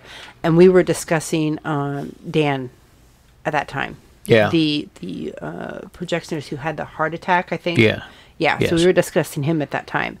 And then we moved from the back of the stage. So that happened a couple of times. I think I only got one of those to come up on the recorder, but it wasn't strong enough on the recorder for me to say that is what I heard. But Mia and I both heard it audibly that night. So then we went to the front of the stage and had our laser pointer. And so we turned the laser grid on, to the seats, from the front stage to the seats, and we were sitting there, and Eric and Mia and I kept seeing two of the dots get blacked out. Like something moved between them. Yeah. So it was like 3 rows up, again, on that far west side of the theater, towards the front of the stage. And we're like, are you guys seeing some lights block out? And I said, yeah. And I said, is it 3 rows up? And Mia goes, yeah, it's 3 rows up towards the, Yes. And I said, yep, that's what I'm seeing. And Eric says, yeah, I was seeing it too. So Mia goes over there and she asks, can I sit down next to you? Are you here? Would you, can you like some company? And when she got over there and sat down, there was a temperature difference. There was a cold spot there that she put her hand in. Yeah. And of course, the camera on the stage getting the entire theater. Yeah. The angle cuts off the first 3 right rows. where they're at. Of course it does. Yeah. Yeah. So I couldn't see any of that from the angle of the camera. Yeah. That's the investigators. Murphy's Law. Yeah, Murphy's Law. I got to get on a tangent real quick. I got to tell you about this because it was fun when we were setting up on the stage. We're putting everybody thought it was funny. They put in this UV. We're going to put this huge UV illuminator facing back all the seats. So I looked the stage over and I realized I'm going to climb up there. And I'm thinking, damn, I really don't want to do this. So I looked at Tim. I said, look, hold this line. And I said, and you hand it to me when I get up there and I'll plug it in. I climb up the side and I struggle. I get up, I stand up, and Tim is next to me. I look at him and I go, how did you get up here? He said, I just went around back and moved the curtain. Yeah. All right, good to know. Thank you. I go, he says, here's your electrical cord. I go, I went up the stairs. Yeah. And I thought, it'd been nice to know those were there before I made this acrobatic feat, and yeah. It's just, I know I had to have a startled look on my face when I looked at him and go, how the hell did you get here? I thought, I just left you on that floor, and I know you couldn't have moved that fast, and he was standing there with kind of a, shit-eating grin on his face, because I think he enjoyed it. But yeah, I mean, I had to tell that, because that was the funniest thing. Now, as we go along, and I don't want to jump too quickly to the, I don't either, yeah. yes. I'm like, did anybody else have any other personal experiences while you were there? I tell you, I'm going to tell about one in the projection booth, because I know we didn't catch it on tape. Because yeah, we didn't. Yeah, the projection equipment had a cooling fan, and this is a monstrous piece of equipment. Yes. And I was rather fascinated by it. I'm fascinated by any electronics, so I was looking this thing over, and actually Dwight was really kind to explain how it worked. And it's really neat how they do movies nowadays, and I'm not going to tell you how they did them in my childhood, because that would be really bad. Anyway, but my God, I mean, it's no different watching Netflix on television. I'm looking this over going, my God, there's nothing to this. A 5-year-old could run it. But I mean, it truly is really neat, but it does have a lot of heat, and so they have all these cooling fans. So we did not know that was going to be natural noise contamination. Yeah, it did contaminate all of that noise but up there. It was really weird. There's 2 storage access compartments on either side of the upper projection room. Now, it goes over the roof of the theater, and you can look down them. I mean, that's how they change out certain lights, and he was telling us that numerous times something had happened in these closets. So I am down by the one end. I think your son was next to me, and then were you up there with me when I heard the knock, Andrew? Okay. It may have just been, I think it may have been the same group. It may have been me and Tim. And Heather and Justin. Yeah, and Justin, and we were all there, and all of a sudden, I have my back to this door, and nothing paranormal ever happens in front of me. It's always behind me, where I can't determine where it's coming from. And I heard a knock. And I thought, except the time you came out of the bathroom. Except the time I came out of the bathroom. Yeah, that one. There you go, Jim. Yeah. I don't know how long he had that as his phone ringer, but anyway, yeah. So I hear a knock, and I turned around first. I thought I backed into something because we were being careful because we had a I think it was a K2 on the floor, and I told everybody, I said, these aren't expensive, but let's try not to step on it so we don't have to replace it, we're working around, so I thought, what did I step on after I just made the speech, That was the recorder. Yeah, that was the recorder. I kicked the recorder, and I looked down and thought, damn. But I warned you was there. Yeah, you had mentioned several times, and that didn't seem to stop me a great deal. You just finished telling everybody else. Yeah, not to be careful with equipment, and I did. I just virtually like kickball game at school. I send this recorder sailing, and everybody looks over, and I'm going, do as I say, not as I do. Anyway, but yeah, so we, and then all of a sudden the knock comes again. And it's very distinctive. And that time, I know Justin heard it, and I know Tim heard it. I don't know, did you hear it, Heather, at the same time? You guys were down, I think it was just me and Justin heard it, because you and Tim were down at the other end, weren't you? Yeah. I think so. Yeah, you were down toward the other door. Yeah. And so we open it up, and I turn the light on, and it just, it actually shows the back side of all the, the lap siding and the plaster, and I mean, it looks very neat. but there's nothing there. So later we asked why. We said, they get animals up there, mice, and like that. He said, well, not that we're aware of. He said, but we get a lot of noises from that compartment. So, take it for what it's worth. I mean, that's what we got there. When me and Tim were behind the curtain, I don't think Justin was with us at that time. No, I take it back. I think you and Justin had went somewhere else. I think Eric was with us. Yeah. And I think you and Justin may have went back to the bathroom or something to try to see what you could pick up on. We walked through there, and Eric said, excuse me, and I thought, what'd he do? And I turned around, and he says, I think there was somebody behind me. And when I'm looking, there's obviously no one behind him, and Tim looks, and, and he just says, maybe it's just me. I think I got too close to the curtain. Is that on the tape? Did you guys have the SLS camera at that time? I think so. Okay. All right, Chief. Yes. Do you know when that was? No. No. Oh, no. Oh, no. No, we've had a few investigations since then, so okay. I'm not going to say that I do. No, I know. Okay. Okay. Just before, a minute before you guys head back there, is when we caught that orb coming from the curtain. Oh, okay. That's when that time matches up. Okay, so is that when you guys had the SLS camera going? Yes, okay. It was. So that is just a minute before, not even a minute before you guys head back and hit the backstage, is when we catch the orb coming out of the curtain backstage. Yeah, because immediately. I'm pretty sure Eric had the SLS because he was getting real good with it, and I wanted him to get some experience with it. And we're walking. I think Tim was in the middle and I was in forward, and we were going across that area. Yes. Yeah, that makes sense. Yes, that makes sense. Just before I see you guys come on stage, this orb flew out of the back curtain, not the curtain, like the curtain on the very back wall. Yes. And then you get the backstage equipment. Yes. When that came across and in review, I about fell out of my chair. I've never seen an orb like this, ever. Yeah. I mean, it is your classic perfect cylinder with the dot in the middle. The nucleus, in the middle, And we're going to put it up on the Facebook page because this is, I mean, I texted you immediately. Oh, yeah. I love that because when everybody reviews, usually they send me tidbits, and then I sit there and go, damn, I wish I had the time to fool with this right now. Jim used to, he bait me all the time. He goes, did you see this? I go, no, where'd it come from? He says, wait till you review. Yeah, but I didn't know that Eric had said that about feeling somebody behind it because that makes perfect sense. Yeah, he said it. I don't know if the recorder picked it up because you guys came in. We had the new Tascom recorder that Tim had got us, and it picks up really well. It was on the front of the stage near the light, but I don't think it picked that up from behind. I will have to go read back and listen again, see if I can. Now that I'm looking he for may that. not have said excuse me, but he said something. He said, I thought there was somebody behind me that I think either he felt like he was tapped or something. Okay. And it was just a rare instant because that's so cool. That puts it into perfect context. Yeah, that wasn't that was the only place up other than that we didn't have a lot of evidence. I mean, I just didn't feel a lot of things back here until that trip. Yeah, most of the evidence really kind of happened with the encounter that we'll talk about here in the bathroom. But I wanted to go really back quick to the projection room. Okay. Because we couldn't get any audio. But I was telling you before we started recording here. I do want to point out we didn't have to replace the recorder. It still worked. It still worked. Go ahead. Yes. You did no damage. Chief didn't have to donate another one. No. But like I was telling you before we were recording, the video up in the projection room did something funky. And none of the other cameras have done this. And in the videos that I've reviewed before, this has never happened. Okay.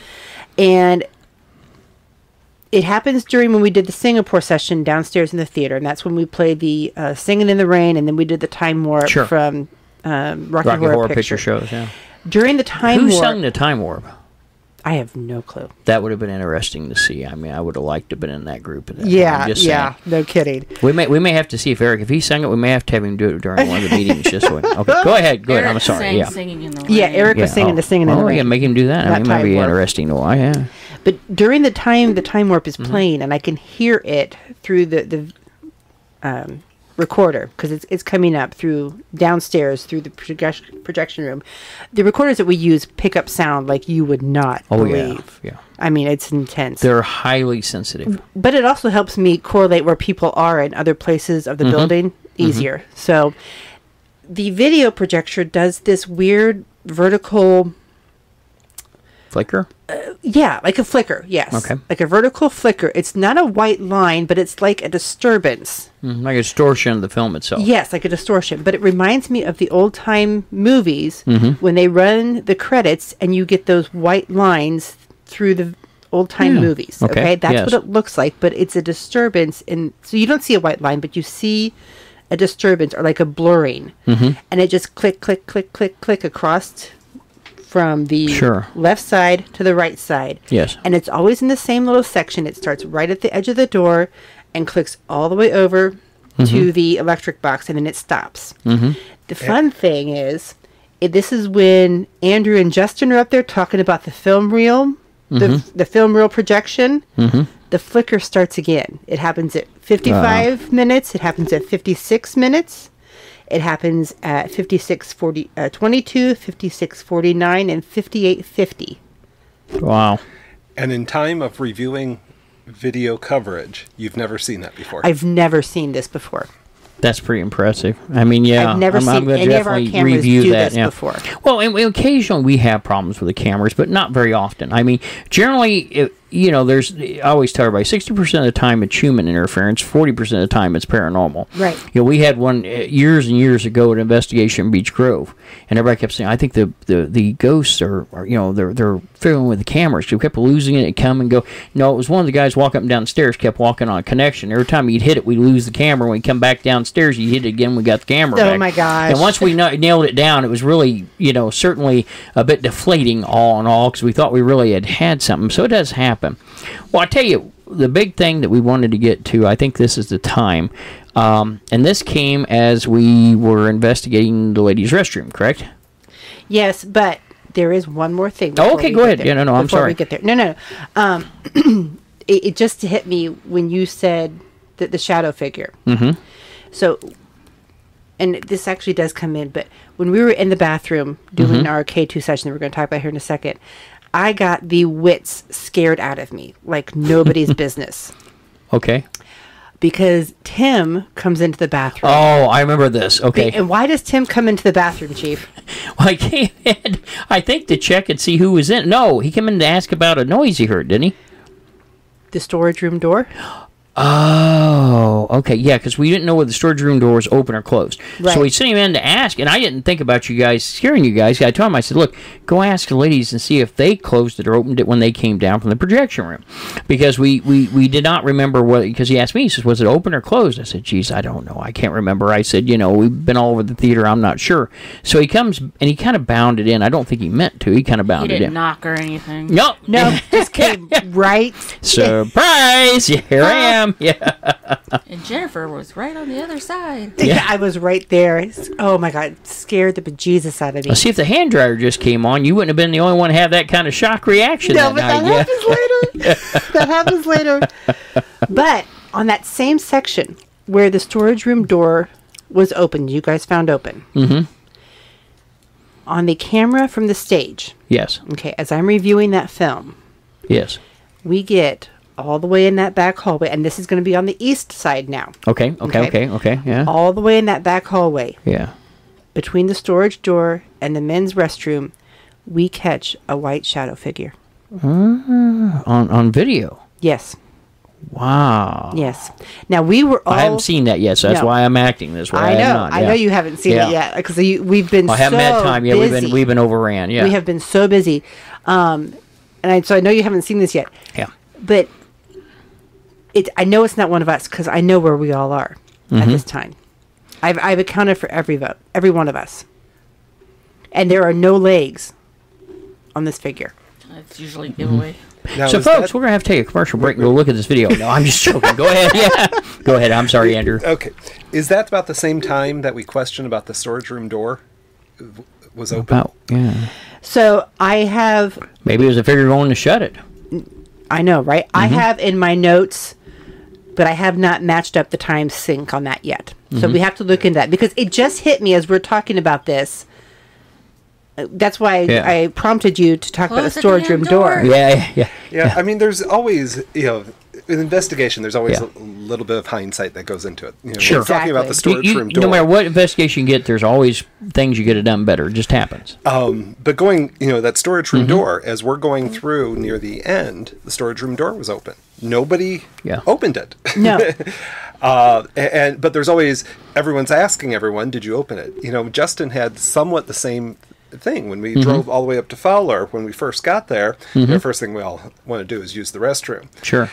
Justin went in there after Eric goes in and used the restroom. Justin went in there and didn't say anything, came out. When we're taking a tour of the place 25 minutes later, Dwight told us that sink in the men's bathroom turns on by itself. Oh, I remember that. And Justin commented to me, when he went to go use the restroom, the sink was on. He just assumed Eric left it running. Yeah. That was a real rude of Eric, just to leave it running. It ain't my water. And there's no way to correlate because we didn't even know that was we didn't know it triggered. till after the fact. Okay, so this white shadow, I was just going back through my notes here trying to correlate the times and who was where and what was happening.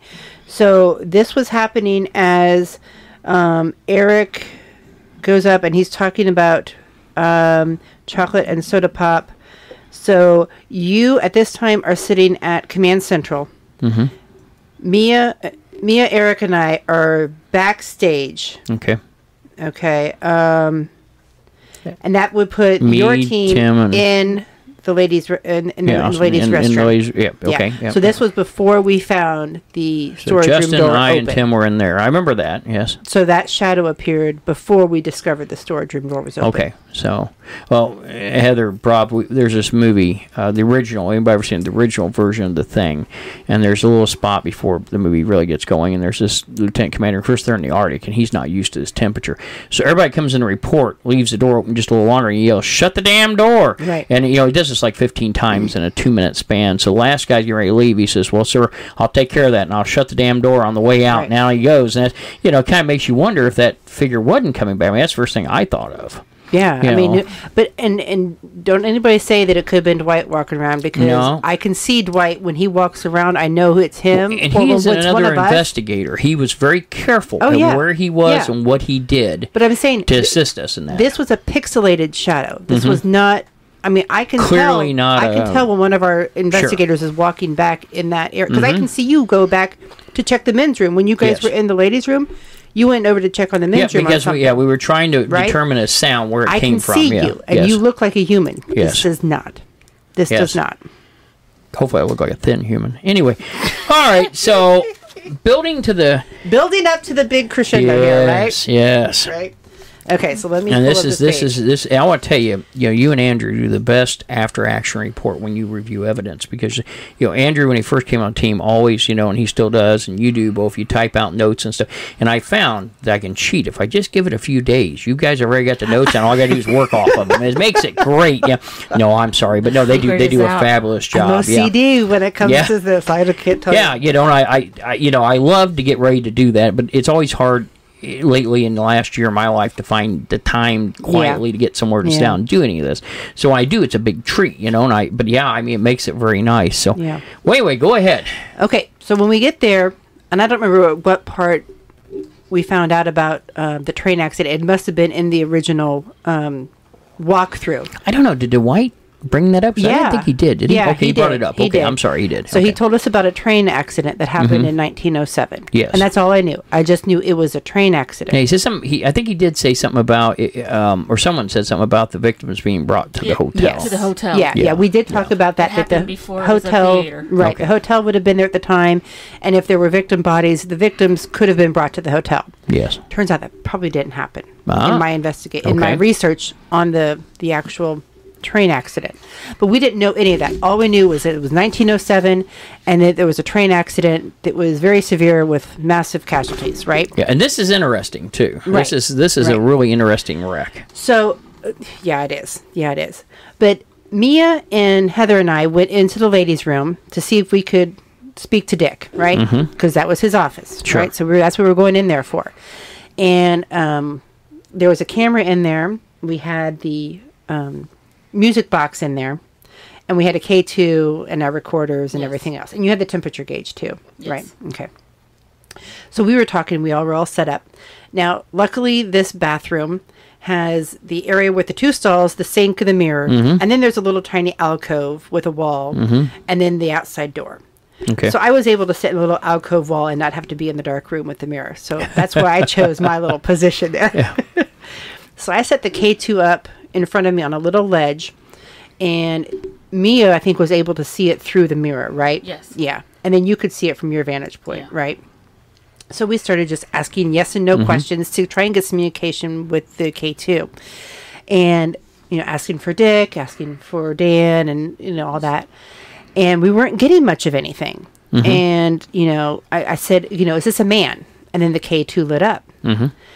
And again, as I've said before, what I always do is I always call out, if we're not getting very much on the names we know, I always try to call out, is this someone we don't know? Right? So I said, is this someone from the train accident? Yes. And we get the K2 to light up. Right? Got it. We got it. And so I said, okay, I'm going to keep going with that. I said, did you travel alone? Were you with your family? And the K2 didn't respond. And then I say, were you a train engineer? And the K2 lights up. And then, we just keep going. And I'm like, that must have been really traumatic. I'm very sorry. Sure. And then the K2 lights up. And I think then Mia asks, were you hurt really bad? And then the K2 really pinged to red. And this is sometimes how we have to conduct investigational this was EVPs. I mean, aside from one of the residential investigations where we had some conversation that I don't really think was actually accurate. Yeah. I'm not sure. I think they were. I think that one was messing with us because I don't. Jury's still out on that one a little exactly. bit. Yeah, but this was really a total back and forth. Like, we would ask questions and not get a response, and then we'd ask another question and get a response. And so, I said, were you the conductor? Were you the engineer? And it lit back up again. And so then I wanted to ask its age. Sure. Were you 20 to 30, 30 to 40, nothing? And I got 40 to 50, and the K2 lit up. Okay, so there were 4 different questions with no response. So you got intelligent activity on. Exactly. So we are getting no responses to certain questions, and we're getting responses to other questions. So we just kept going and asking questions. And were there other people with you from the train crash? And the K2 lit up. Is there a small child with you from the train crash? And the K2 lit up. And we asked it, to move the music box, let us know. And that didn't happen. Yes. I didn't like it. And then Tim comes in the room. It scares all of us. Scares the bejesus out of me. And then Tim leaves, and we all start laughing. And at that point, the K2 lit all the way up to red. Wasn't happy. No. I said, did you find that funny? He thought it was funny. Yeah. And he lit it all the way back up to red again. So I'm like, holy cow, we have somebody here that we didn't realize was here as well. There's sounds like there's somebody from the train accident that I don't know nothing about. And I said, I'm sorry, I don't know anything about the accident except there was an accident. I said, were you the one, did you cause the accident? And nothing happened. Did somebody else cause the accident? And I think I said, did the signalman cause the accident? And the K2 lit up. Wow. Okay. So I said, but did they think that you were at fault for it? Oh, I said, was it the brakeman in the switch yard? Did he throw the wrong switch? And the K2 lit up. Okay. I don't know anything about, I know very little about trains. Okay. That's a good call. Yeah. So what I asked, I mean, that's my understanding of how this works, but that's not exactly how the train accident worked, but I will explain. But this confirmation is actually accurate to what happened because the engineer was not at fault. No. He wasn't, but he was initially blamed for the accident. So K2 kind of goes quiet, and then then we move over to the men's restroom. From the women's restroom, we go over to the men's restroom. Yes. And again, we got all set up, put the K2 out, and Heather leans up against the wall, but the wall has the hand dryer. I leaned up against the wrong wall. I leaned up and set off the hand dryer. Oh my God! All of us. Yeah. And we started laughing. If I was somewhere where I could hear it, I go, Tim, it's working. Yeah. We were laughing again, and again, the K2 lit all the way up to red at our laughter. Oh my goodness! And I'm like, "Are you having fun with this? You think it's funny? Yeah, it was very funny." So we had a really good K2 session. Oh yeah, that was fantastic. It An was intelligent session. Yeah, it was a really intelligent session. It really was. And then we decided, let's move down into the theater. See if we could bring him into the theater. So we brought everything down into the theater. And he was really kind of quiet in the theater. We didn't get much K2 activity at all. Yeah. We had a little bit of response, but I can't really say that it was him talking to me in the theater. My jury's out on that. I'm not certain about that. Sure. So I was like, holy cow. Well, now We've got somebody Yeah. else tried to here. talk to Dick in the theater, too. Yeah, we did try to talk to Dick in the theater. Yeah, now every time we try to talk to Dick, I don't think we ever got much reaction, so I really don't think he's there. But the best part I of this think story... he's there. I just don't think that He interacts? was interacting with us that night. Well, maybe just for that night, I mean. Yeah. Now, Although the REM pod did go off at the beginning of the night on his seat. But we had to throw that out because we have some doubts about that. Right. And when in doubt, we throw it out. Yeah. Well, and as Paul Harvey would say, now for the rest of the now story. for the rest of the story. You do some investigating research, and what do you find? I did do some research. And when you put in train crash, 1907, you would, I think the average person would be amazed at how many hits you're going to get. Wow. But anybody living back then is Well, not. There's yeah. a train accident every freaking week. It wasn't. right? There wasn't a lot of safety. There were going on back actually then, two train accidents on the Big Four Wow. in the same weekend, and Yes. I had articles mixed up. I thought I was reading about the Fowler wreck, when in actuality I was reading about a Vigo explosion that had 30-some fatalities, and I Yes. was getting the fatalities all mixed up. Ah, okay. And the other issue is, with so many different articles all over the state, South Bend, Yes. Evansville, Lafayette, Indianapolis, Marion, they all had articles about this. Yeah. So there are hundreds of articles just in the first week alone. Wow. And they all have the names differently. The names are all misspelled. I Wow. tried to look them up in Ancestry.com, but I can't find them because I don't know that I have the spelling correct. And the reporter was probably a little loose then. He was trying to do best he could. I Right. mean, from whatever he could find from either whatever employees were alive or people there next to kin. No, because the train accident happened at 2 o'clock, in the 2 AM? o'clock hour, a.m., Okay. on the 19th of January, and these papers are coming out on the 19th of January. Oh, So this yeah. is day of reporting, okay? So the Chicago newspaper, January 17th, the Chicago offices of the Big Four, January 17th or January 19th? January 19th. Yeah, January 19th. The Chicago offices of the Big Four, which was the passenger train, or otherwise known as the Queen City Special, put out this statement. Train number 38, known as the Queen City Special, left Chicago at 11:30 last night, collided with number 95, a fast merchandise freight train, 500 feet east of the East Switch at Fowler, Indiana. Number 38 ran by a stop signal at Fowler. This was a telegraph block signal, and the red light was burning brightly, but the engineer failed to see it and stop properly on account of the heavy fog. The passenger train consisted of a combination baggage car and coach, 2 regular Pullman sleepers for Cincinnati and 1 regular Pullman sleeper for Indianapolis, and Big Four official car number 401. The engine of the passenger train telescoped into the combination car, and the wreck immediately caught fire. The combination car and the 2 Cincinnati sleepers were entirely consumed. The Indianapolis car was not damaged. So the occupants of the sleeper car escaped without injury. However, anybody who was in the combination passenger car, 2 sleepers going to... yeah, anybody in that combination car was cremated and incinerated. Yeah, immediately. And then we've got multiple accounts as to exactly how many were in there. We'll get to that in a second here.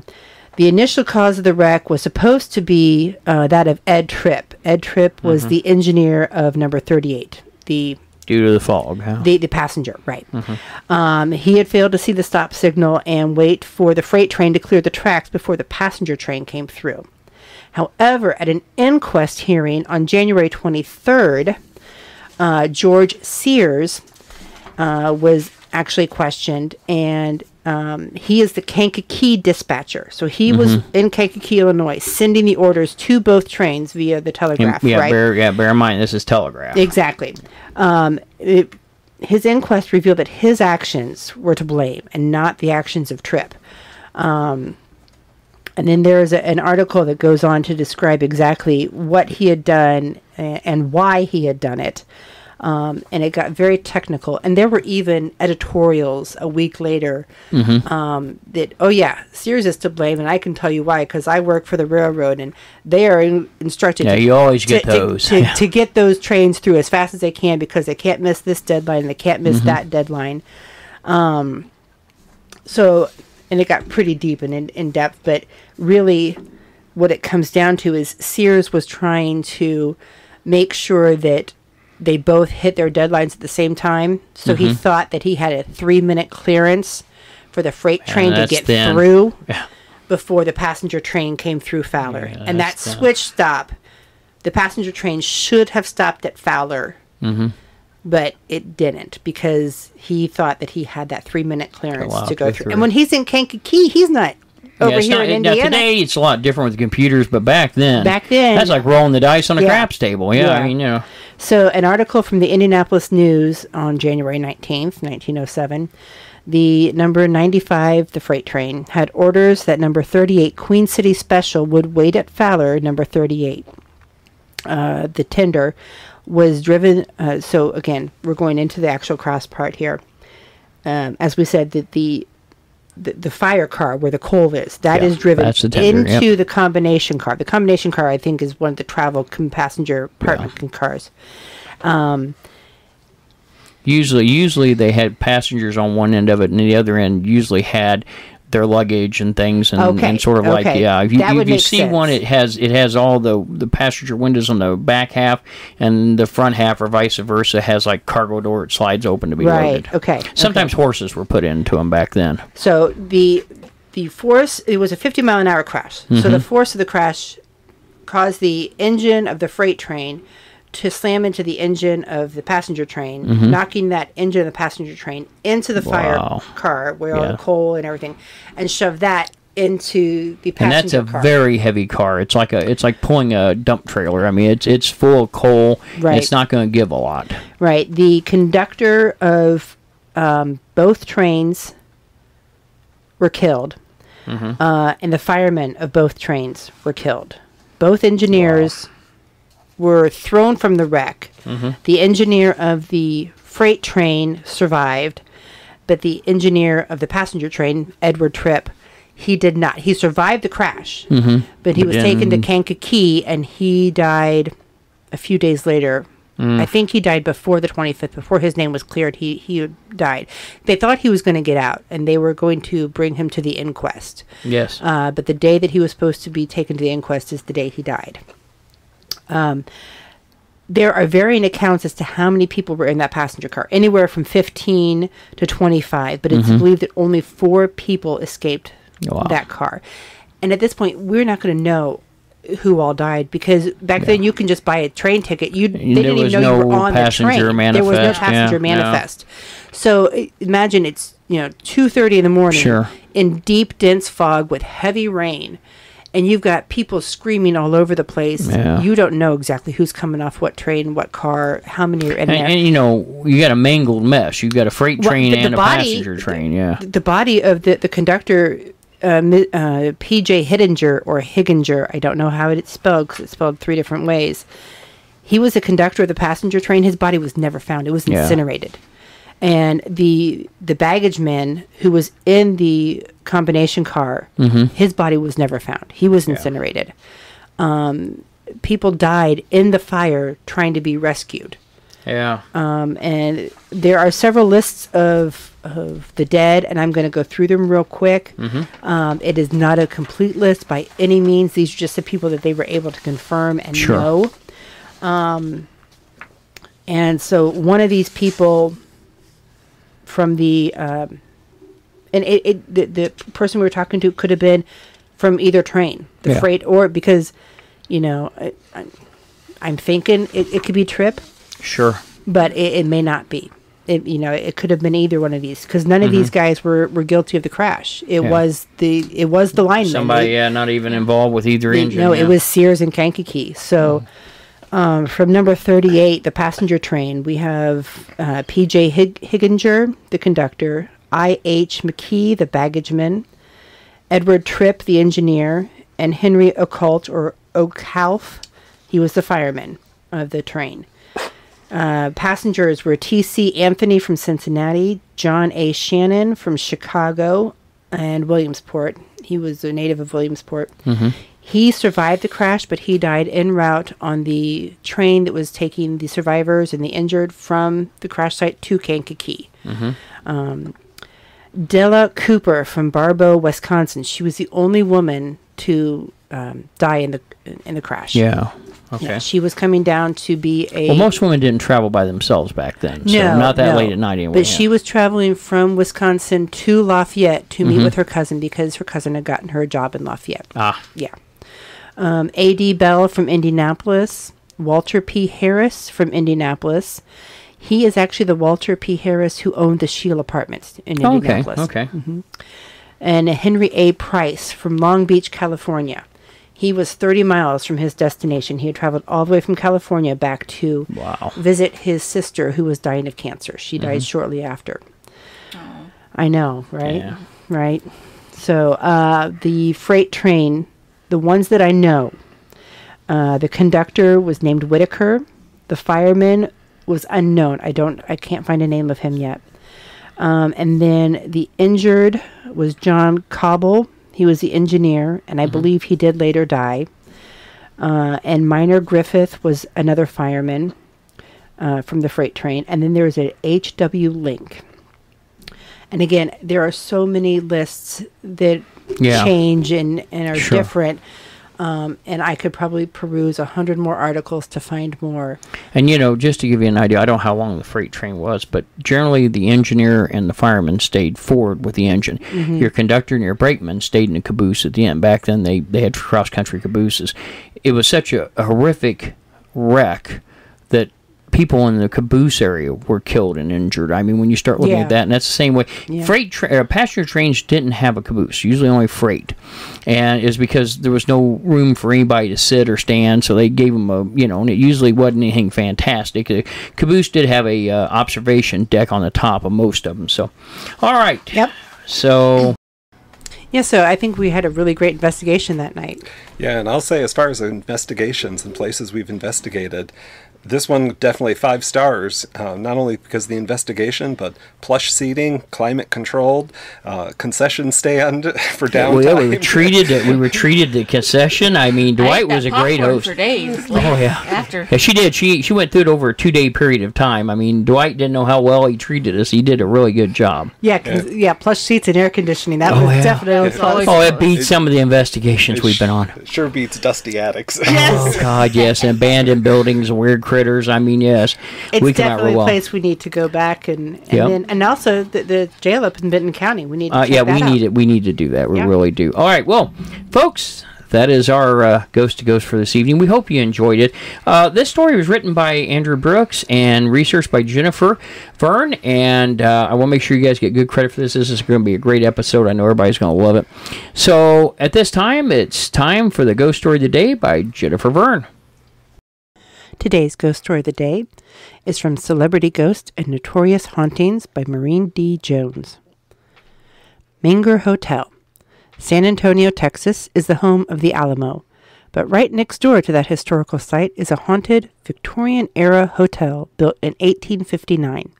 One of the oldest hotels in the state, the Menger Hotel has over 30 ghosts according to unlucky guests, including the spirit of President Teddy Roosevelt, who is the most famous of the creepy crew.